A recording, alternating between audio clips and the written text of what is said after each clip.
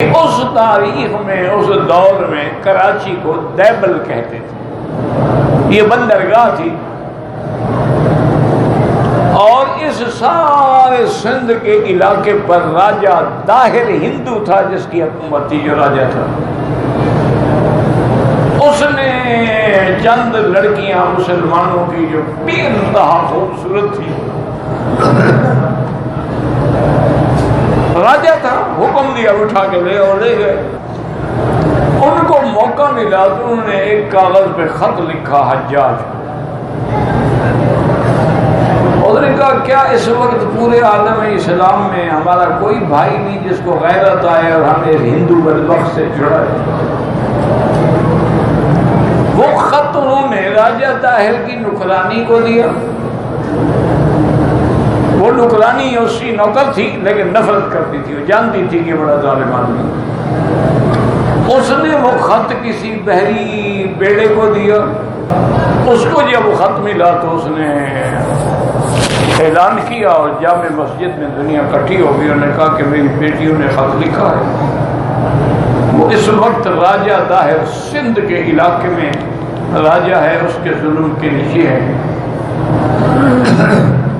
میں اپنے داماد اپنے بھتیجے محمد ابن قاسم کو کمان دیتا ہوں اور جتنے نوجوان تیار ہو سکتے ہیں اس کے ساتھ جائیں، اس کی فوج میں شامل۔ محمد ابن قاسم کو بلایا، عمر پتہ ہے کیا تھی؟ 16 سال۔ انہوں نے کہا بیٹا بات سنو،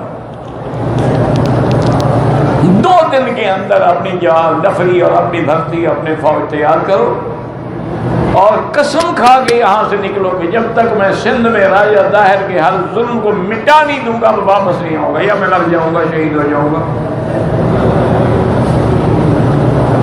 تو یہ محمد ابن قاسم وہاں سے نکلا ہے بغداد سے، اور یہ سارا ملتان شیریں آباد اور آپ کے یہ جتنے سمندر کے دریا کے یوں دیکھیں نا کہ جہاں کھجوریں ہیں وہاں محمد ابن قاسم گزرا ہے۔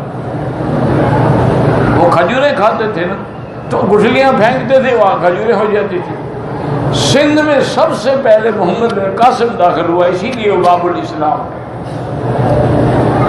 اور اس نے راجہ داہر کی اینٹ سے اینٹ بجا ڈالی اور راجہ داہر کو قید کر کے کتے کی طرح قید خانے میں ڈالا